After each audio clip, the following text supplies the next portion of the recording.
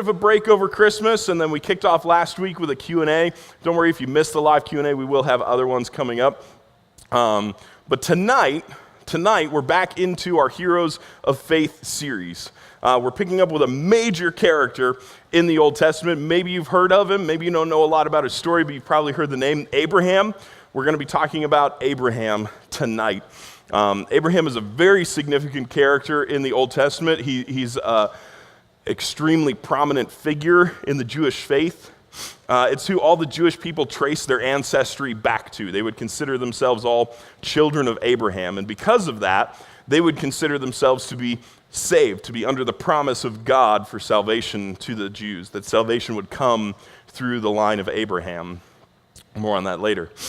And so Abraham is this really prominent figure, this really important guy in the Old Testament. Jesus himself, as a man, Jesus was a descendant of Abraham. We know that Jesus, as the Son of God, was God forever, but as a man, when he took on human nature, he became a man, and he was a descendant of Abraham.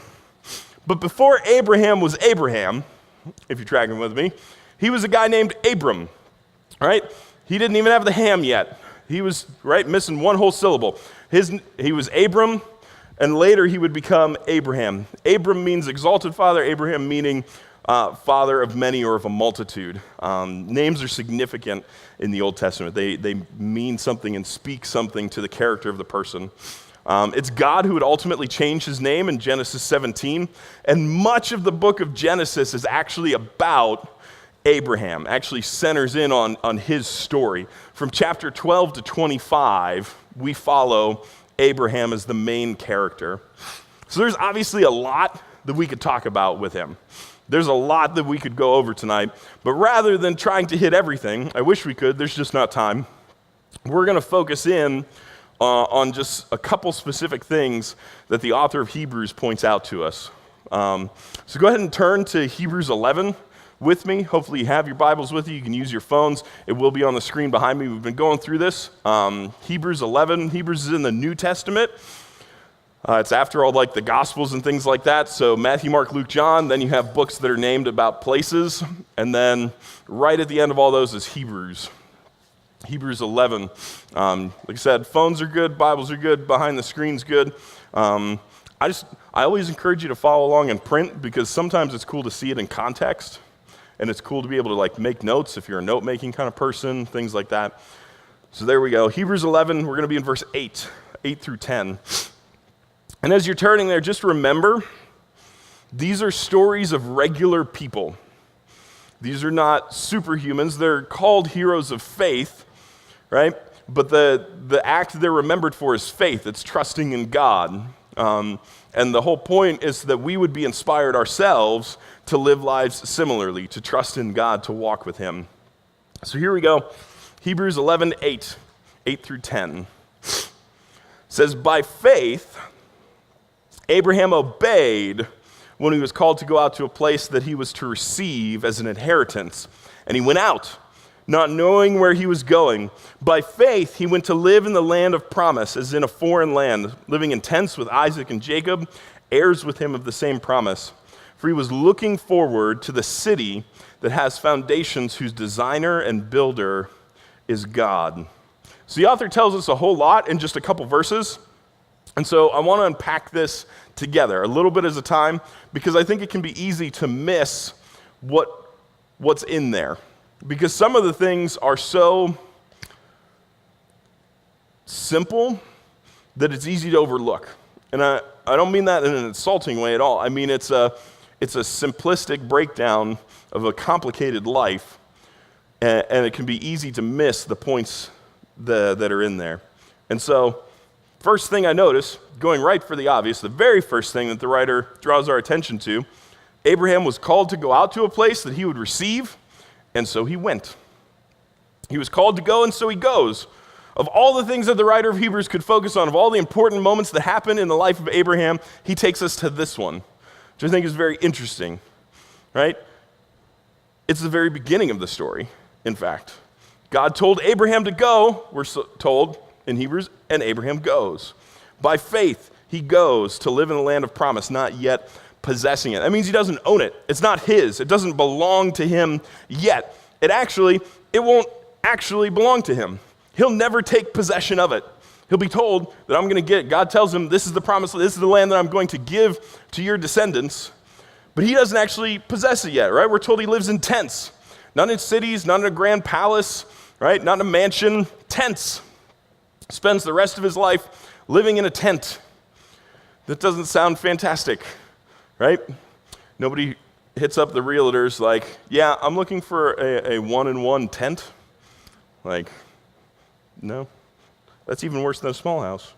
Or whatever, those tiny houses. What are the new things? Pay $80,000 to live in a shed? Yeah, brilliant. Anyway, he lives in tents. That means he wanders around.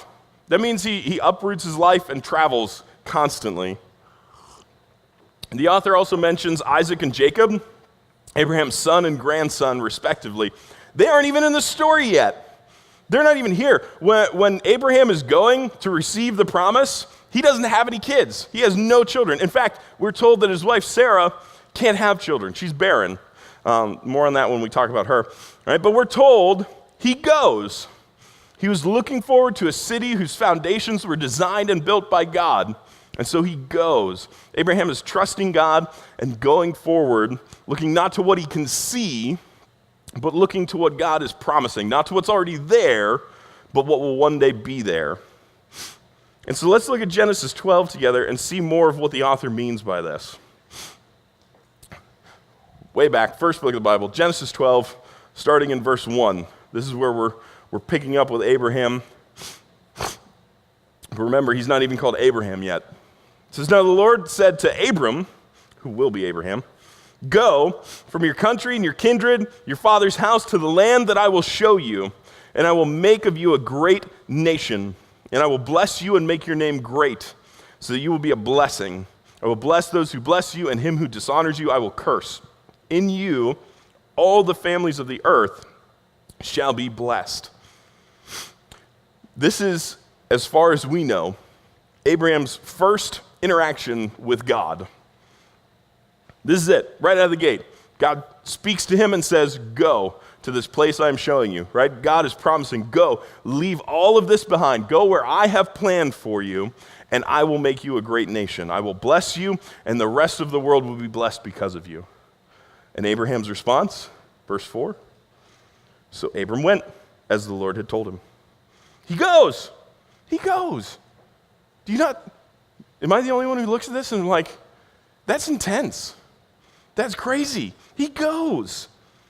So the first thing we're learning about faith from the story of Abraham, the very first thing that we're to understand about faith, right, is this. Faith leads to obedience. We're told that Abraham goes in faith. Why? Because God told him. Because God sent him. Because God called him. Faith leads to obedience. Now, this principle is true whether we're talking about God or something else. I know we only really use the word faith in religious circles, in churchiness, churchitude, churchiosity, churchiological. There it is, all right? That's really where we only talk about the word faith. But you have faith, and faith leads to obedience. You have faith. It's just a question of what that faith is in. Abraham has faith in God, and so Abraham obeys God. Faith in God leads to obedience to God. But faith in anything leads to obedience to that thing because faith is trust. If you have faith in the world, then you're going to obey the world. If you have faith in your parents, you're going to obey your parents. If you have faith in your friends, you're going to obey your friends. If you have faith in Donald Trump, you're going to obey Donald Trump. Some of those things you probably shouldn't. But as we talked about way back at the beginning of this series, if you remember back that far, if you don't, it's on YouTube, there's only one person in the entirety of human history worthy of our faith, worthy of our trust. That one person, right, in whom our faith will never fail, that's Jesus. Our faith in Jesus will not fail, not because our faith is so great, but because the one in whom we have faith is great. But the question I'm left asking when I look at the story of Abraham, when I look at all of these stories of faith, really, I see the faith, but I have to ask, where does it come from? On what is this faith founded? Where does this kind of faith that leads to this kind of obedience where Abraham just goes, where does it actually come from? Right? The kind of faith that would lead a man to leave everything and go to a place that he's not familiar with, that he doesn't actually own, and just completely uproot his life to just go and obey in faith without objection. I'm going to give you the answer because I've studied to it, and then I'm going to explain it. The answer is simple. It's love. Love is the foundation of this kind of faith. Love is the foundation of this kind of faith. Love is what our faith is built on as Christians, as followers of Jesus. If you're following and obeying him, that's built on love. And here's the thing, that's true of faith that is not placed in Jesus. So if you decided to put your faith into something else, that too is built on love. But I have to ask, if our faith is in the world because our love is in the world, what has the world actually done to be worthy of your love? If your faith is in the world, this society is all about living the way this world calls you to live, what has this world done to be worthy of your faith? See, God calls us to love him and have faith in him alone because he knows he alone is worthy. He's the only one in whom our love and our faith will find its fruition, will actually make sense. That a life lived in obedience to him is the best possible life we could hope for. See, he understands, he knows that. That's why he calls us to follow him. And the reason that he's worthy of our love is because he loved us first. See, God didn't have to prove himself to us. It's not like we stand back here like, oh, what are you going to do for me today, God? No, he has demonstrated his love for us in such a grandiose and glorious way that when you see it, you have to respond. Our love, our faithful devotion to him is merely a response to everything he's already done. See, Abraham is moved to obedient faith because he loves God.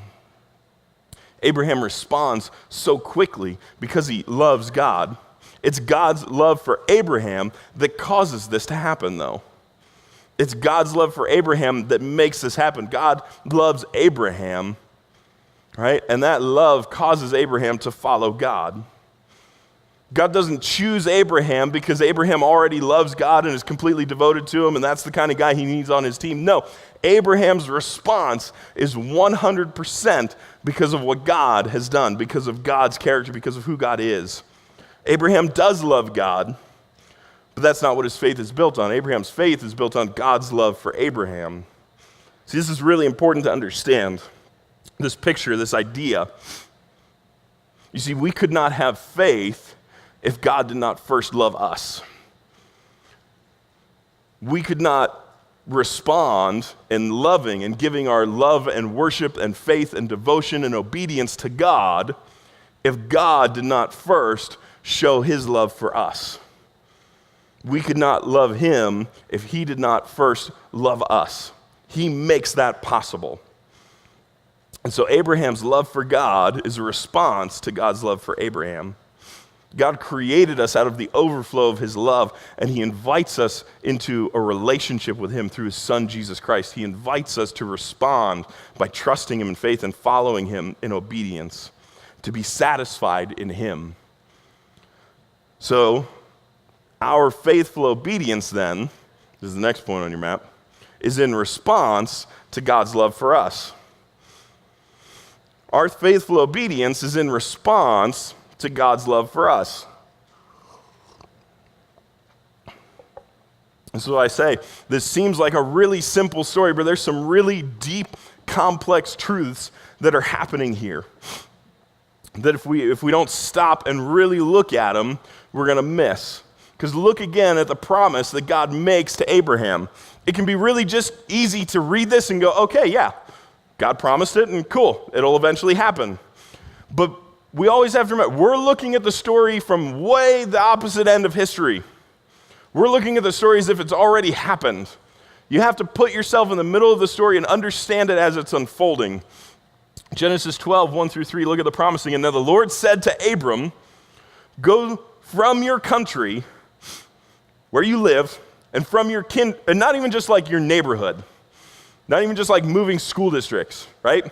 This would be like if God showed up at your door and said, God probably wouldn't knock. He doesn't need to. He speaks. Anyway, and he just tells you, hey, I want you to move to South Africa. I want you, it's not like, hey, I want you to go to like Ford City. I know, sorry. Or Dayton. Are there any Dayton kids in here? I'm sorry. No, hey, I want you to go and move to Iraq. Hey, I want you to go and move to Syria. Go from your country and your kindred. That's your family. That's everyone you know. There's not Snapchat. There's not email. There's not even a post office. Your father's house to the land I will show you. He doesn't even get the MapQuest directions. I'll show you where it is. And I will make you a great nation, and I will bless you and make your name great. He's speaking about building him up offspring so that you will be a blessing. I will bless those who bless you, and him who dishonors you I will curse. And in you all the families of the earth shall be blessed. Follow me so I can bless you, God says. And not just you, but the whole world through you. Do you see God's love in this moment? Set aside what he's calling him to leave and understand what he's calling him to go towards. Do you see? Think about it a moment longer then. Who's Abraham in this moment? He's nobody. He's not even Abraham. He's still Abram. He's missing syllables. He's no one. He's done nothing to deserve this. Why is God showing up at his house? Right? Bob next door might have overheard the conversation and be like, why is he over at Abram's house? That guy's a loser, right? He doesn't deserve this. God is showing love to him, not because of who Abraham is. God is showing love to Abraham because of who God is. This man that God calls to follow him is not some great conqueror. He has no armies, right? He has no armies. He's not a king unto himself. He's still living with his dad, which, Middle Eastern times, cultural, it was appropriate. It wasn't weird. Not like he's in the basement. They didn't have basements. Anyway, this man who God says will be a blessing to the whole world, that through his descendants the whole world will be blessed, has no descendants. He has no kids, no sons, no daughters. We know that his wife can't. She's unable to have children. This man, whose name will one day be famous, who will be known among the nations, is not even that well known now. Go one town over and I bet they don't even know who you're talking about. Hey, you know that guy Abram? No. That's like if you went 3 towns over and said, hey, do you know that guy Dave? Dave who? Dave, the youth pastor. Nope. They don't care. Most of you don't even care. I'm only important to me and maybe my wife.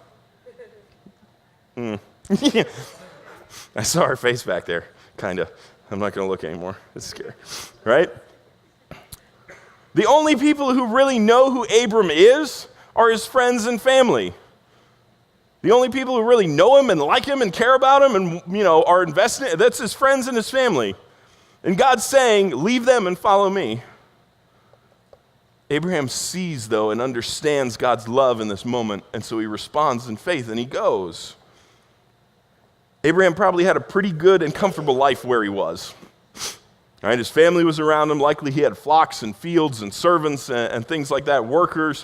While the text doesn't say it explicitly, we can surmise from the context that Abraham was doing all right for himself. He wasn't starving. He wasn't in need. And God calls him to leave, to pack what he can and to leave what he can't, and to start over in a new place that God will show him. I have to imagine to Abraham's friends and family, this probably looks really dumb. To leave everything that's comfortable, to leave the safety net, it probably looks a little ridiculous. Some well-meaning friends and relatives probably even tried to stop him, tried to talk him out of it, tried to talk some sense into him, but he couldn't be swayed. How could he not go? How could he not follow the God who loved him so much that he spoke into the world and called me to follow him. How could I not obey that? Here's the next point on your map. Obedience to God will look like foolishness to the world. Obedience to God will look like foolishness to the world. I'll never forget the day I told my grandparents that I was going to be a youth pastor. I'd been going to church for a while.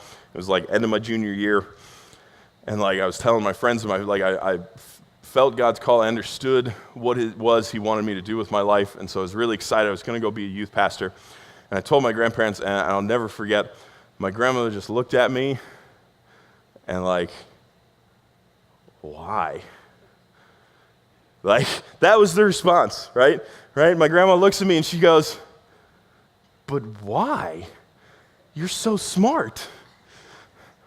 Which, proof. Grandma said it. Dave's smart. Not the response I was expecting from Grandma, right? But what she meant was that I could do anything I wanted. I was smart. I could be an engineer. I could be an architect. Why would I give that up and go and work with teenagers? Maybe she was onto something. It didn't make sense to her, which is funny because she was a teacher, right? Because she's thinking about me. She's like, man, you're so smart. You could make so much more money, be so much better off, be so much more comfortable if you pursued something else. Why go into ministry? I think it eventually made sense to her. But I always laugh at this moment because you always expect people to support your dreams, and usually people are like supposed to be proud of you when you go to do like a God thing, which is funny because she was like a church-going person, right? She loved Jesus, but she was thinking about like, why? Even to her, it looks foolish. You're going to look foolish. That's how the world looks at following Jesus. They look at it and see that it's foolish. Because in the eyes of the world, following Jesus means that you miss out on and get less of the world. Following Jesus means that God comes first, rather than money, rather than pleasure, rather than friends, rather than power or status or fame. And here's the thing, they're right. They're right. They're right. Following God will mean that you miss out on this world. It means denying your selfish desires and ambition. It means dying to sin. It means pursuing God and holiness and righteousness in His way rather than money or power or success or pleasure or status or fame. But where I differ with the world is that I realize this isn't a bad thing. This isn't a bad thing. It's not foolish. It would only be foolish if God wasn't real. It would only be foolish if Jesus isn't who He said He was.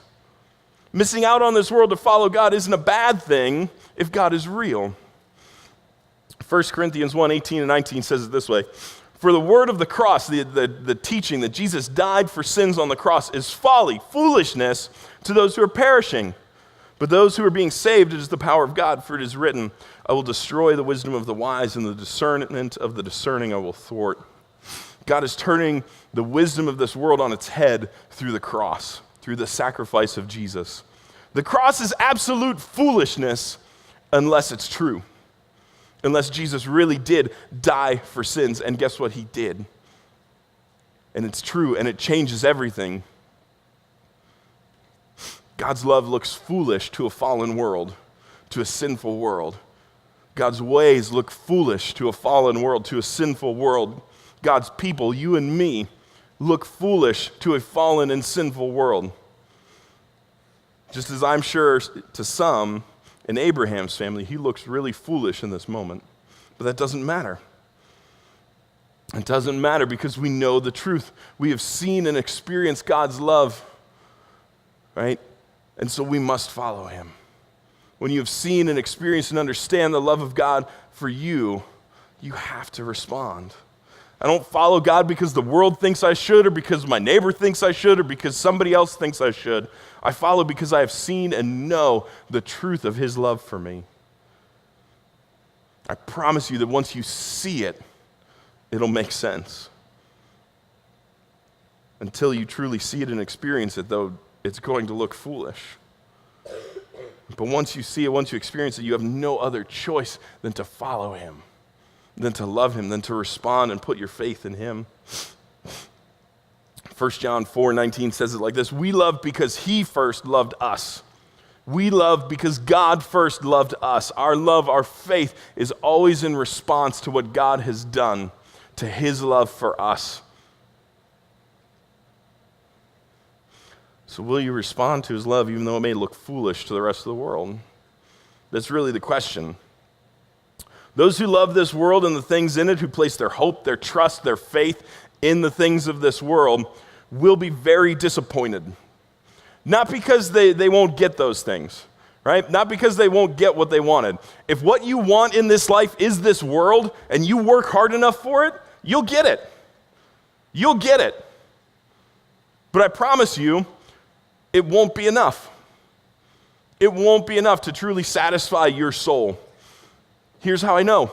Every year, you greedy little buggers ask for new stuff at Christmas. You do. Do you have that thing you asked for 10 years ago? I bet you don't. Probably because you were 2. 5 years ago. Do you have that thing that you just had to have that mom and dad stood in line for at Walmart and punched 3 guys in the throat to get? Bet you don't. I know I don't. For me, it was Power Ranger. It's Green Ranger. He eventually became the White Ranger. Hashtag racist? No. Oh, yeah, you went there. It was the 90s. They could get away with it. Everybody was insensitive then. I don't have it anymore. It didn't. It might have satisfied the momentary longing in my 8-year-old soul, but it wasn't enough. It wasn't enough. It'll never be enough. And so if all you want is this world and you labor to gain it, I promise you that you will, but at the end of the day, you're going to be disappointed because eventually it runs out. And even if the world doesn't run out or the money doesn't run out or whatever doesn't run out, guess what? Eventually you do. You run out of time to enjoy it. You got to give it to somebody else. Or you get buried with it, and it doesn't do anybody any good. Eventually it runs out. But when you follow God, when you trust Jesus, when you find satisfaction in him, God can't run out. He's eternal. He gives us life after this. This is like the appetizer. Then you get the real stuff. Don't fill up on the appetizer. That's going on Twitter. It's going to be really confusing. For some of you, following and obeying in faith may mean that God calls you to leave your home and your family. He may mean that you do go to another country that you aren't familiar with. You may be called to be a missionary, to go where the gospel, the good news that Jesus died for sinners, isn't being preached, and to preach to a people who desperately need to know God's love. That might be you. And that will look really foolish to everyone else. So you're going to go live in some nowhere podunk country. Why? That's going to look real weird to people in the U.S. For those of you who aren't called necessarily to be a missionary, don't worry, you've got stuff to do too. Right? For others, you might not be called to physically leave your hometown, your place where you feel comfortable, but you will be called to see yourself no longer as a citizen of this world, but as a citizen of the kingdom of heaven and a citizen of God's kingdom. You don't belong to this world anymore. Your citizenship is somewhere else. I don't care what your passport says. This is bigger than that. You belong somewhere else. You have a different allegiance than this world.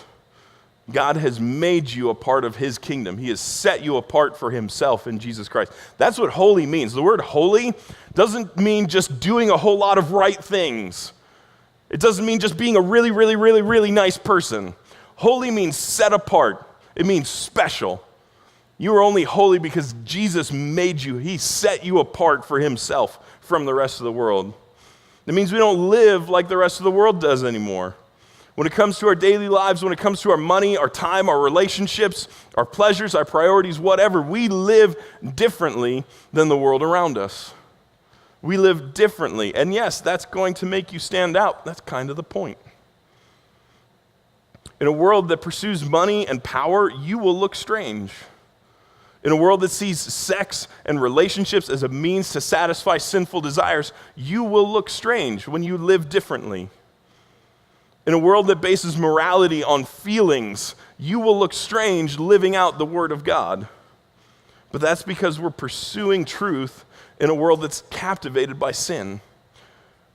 We're loving truth. We're putting our faith in truth in a world that loves and puts its faith in sin.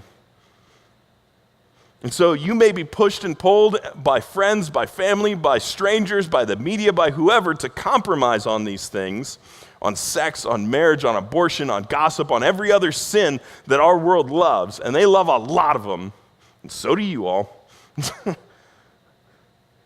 We're to stand strong and walk a different path because ultimately it comes down to this question. This is, I think, the second to last point on your map. Obedience and faith comes down to this question. Do I want to be God or do I want God to be God? Do I want to be God or do I want God to be God? That's the question that Satan asked Adam and Eve way back in the garden. That was the time. Do you want to be God or do you want God to be God? They failed that test. They said, I want to be God. They took and they ate and messed everything up for everybody else.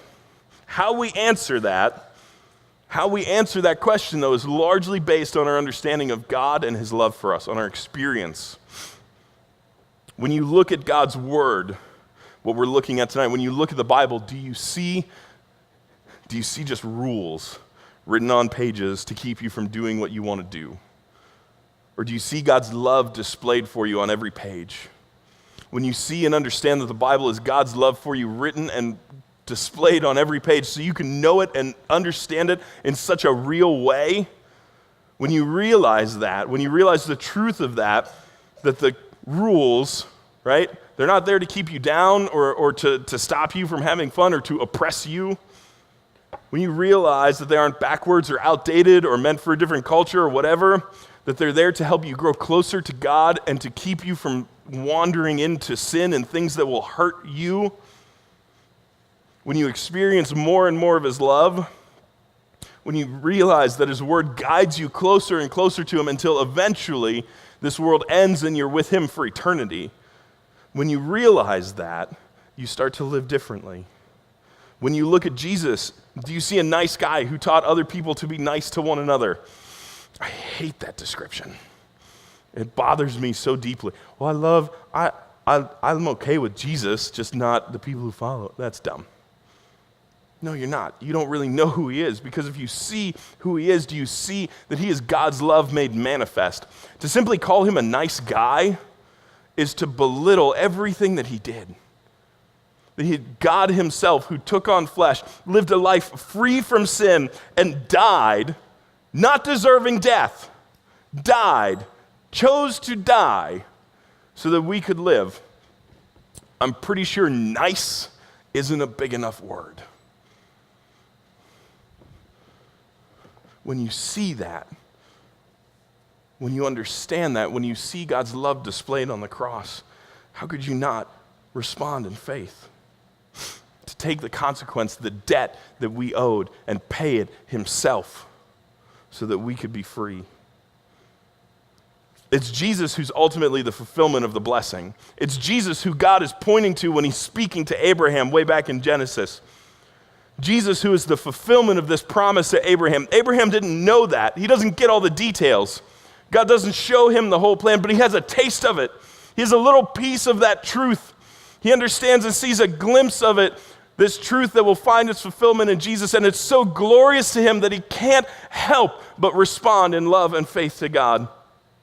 It's so glorious and all-consuming that he just goes. That he just leaves everything that he can't take and he follows God. Oh, that we would have that same yearning, that same desire, that we would have that same understanding now that we've seen the fulfillment. You have seen what Abraham only saw a glimpse of. Paul describes it like this in Romans 8. What then shall we say to these things? If God is for us, who can be against us? He who did not spare his own son, but gave him for us all, how will he not also with him graciously give us all things? Who shall bring any charge against God's elect? That's us. Those are people who are saved. It is God who justifies. God has said you are just, you are made righteous. Who is to condemn? Christ Jesus is the one who died. More than that, who was raised, who's at the right hand of God, who indeed is interceding for God. Jesus stands before God pleading for you. Who shall separate us from the love of Christ? Shall tribulation or distress or persecution or famine, nakedness or danger or sword? This is written for your sake. We are being killed all the day long. We regard as sheep to be slaughtered. No, in all these things, in all of that, in the famine, in the persecution, in the sword, we are more than conquerors through him who loved us. For I'm sure that neither death, nor life, nor angels, nor rulers, nor things present, nor things to come, nor powers, nor height, nor depth, nor anything in all creation will be able to separate us from the love of God in Christ Jesus our Lord. Paul saw it. He saw how glorious God's love was, and this was his response. He understands there is nothing that can separate me from God's love. Once I've seen it, once I've been captivated by it. It's not that Paul suddenly weighed his options like, do I really want the world? Do I want Jesus? Like looking at heaven and hell? No, he was so consumed by the love of God. He had no choice. He had to respond. Faith just happened. It's like the chemical reaction. When you put gas and a match together, fire happens. When you put the love of God on display for human hearts to respond to, faith happens. It's the natural reaction. This is the reality for those who have trusted and put their faith in Jesus. This is the truth. There is nothing that can separate you from God's love once you've decided to respond to it, once you've said yes. And here's the beautiful thing, and this is where we're going to wrap up. God is faithful even when we falter. God is faithful even when we falter. If you were to follow the story of Abraham a little bit further, you'll see that he is far from perfect. He messed up. He messed up a lot. And yet, here he is in Hebrews, a hero of faith. Actually, it doesn't take long for him to mess up. If you go to the second half of chapter 12, we're not going to read it. I'm going to paint the picture for you. Right after, right? He's called to go. He goes to the promised land, but there's a famine there. And so he and his wife, they head to Egypt to kind of ride out the famine till the famine's up, because they got the Nile River and crops and junk. And they're on their way in there, and he tells his wife Sarah this: when we get there, tell everyone you're my sister. Because he's worried that if they find out she's his wife, they'll kill him and take her for themselves. And this is not him looking out for Sarah, because he's not concerned about her being taken for another guy to make her his wife. He's concerned that they just don't kill him. She's like, yeah, take her. She's my sister. Because Pharaoh hears that she's Abraham's sister, thinking that makes her eligible, and so Pharaoh takes her to be his wife. Right? The plan worked. She may have been taken, but Abraham's still alive. That's messed up. That's messed up. Don't do that. One day when you're married, don't do that.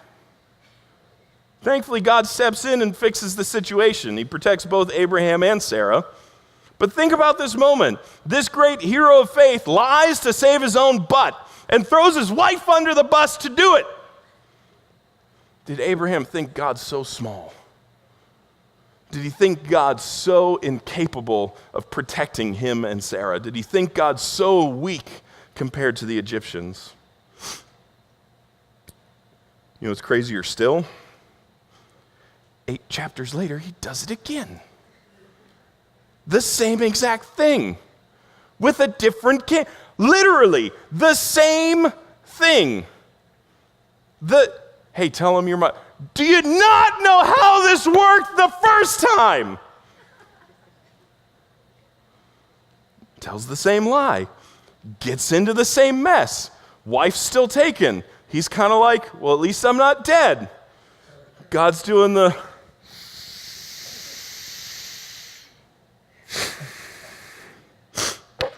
It's a heck of a moment for him.